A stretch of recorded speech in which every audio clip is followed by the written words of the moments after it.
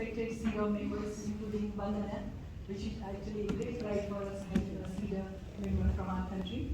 Honorable Minister, distinguished delegates, thank you, Madam Chair, for giving me this floor. Today, I really appreciate the progress on the implementation of the CEDAW committee recommendation by the Nepal government, which also provided the benchmarks for the human rights institutions to monitor women's rights advancement. In this context, we, the National Human Rights Commission and National Women Commission collectively present the several critical areas that require focused intervention to achieve gender equality. Madam Chair, despite constitutional guarantee, Nepal's legal framework still contains critical gaps which lacks comprehensive definition of discrimination, particularly around direct, indirect, and the intersectional forms of discrimination affecting women. While some proactive measures exist, implementation remains inconsistent. The government commitment to strengthen the National Women Commission by establishing provincial offices and legal binding authority has yet to be fulfilled. The absence of the National Women Commission in province significantly impacting marginalized communities as they lack direct access to the service and protection mechanism. National Women Commission chairperson also present here, continuously advocating together with us for decentralization and strengthening of the NWC to ensure the access to the justice for the women.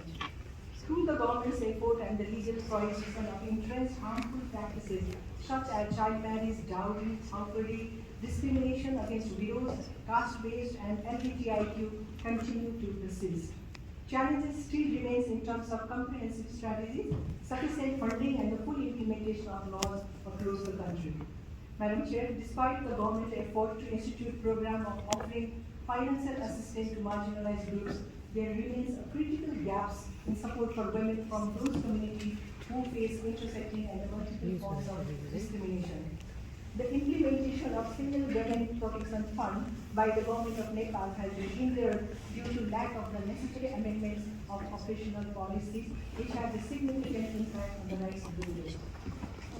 The government of Nepal has expedited its effort to amend almost a dozen laws to make them compatible with the Bali Protocol, but it is being delayed to make the amendment to the laws related to trafficking. Women face significant barriers in employment and migration. Majority of the women in informal and tier work sectors lack adequate social security protection, including access to basic human rights. Migrant women workers are particularly vulnerable, experiencing exploitation in destination countries due to the inadequate pre-departure training and restricted government policy. It is concerning to note, Madam Chair, that women in rural, Madhesi, Muslim and disabled women face significant challenges in accessing reproductive health services. Moreover, a deeply entrenched son preference continues to drive sex-selective practices with data showing 112 boys born every year and 110 girls in 2021.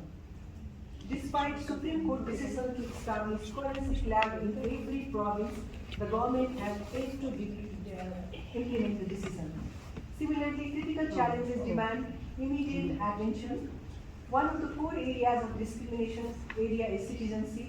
Substantial restriction on citizenship to children in mother's name, workplace violence, cybercrime, fraud in foreign employment are in rise, including pollution, where 80% of the rural cooking happens without ventilation, causing 7,500 annual deaths per year and more to the women.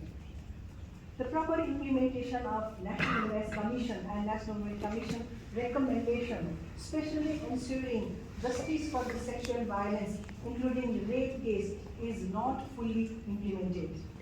Delay in providing compensation and legal redress not only prolong the suffering of the survivors, it also loses the trust in the justice system. The National Human Rights Commission and the National Women Commission proposed several critical interventions, including to enact comprehensive legislation with robust mechanism for women's protection and to address systematic gender violence. We do hope that CEDAW committee also recommends the full implementation of plans and policies in line with the CEDAW Convention and the committee's previous recommendation.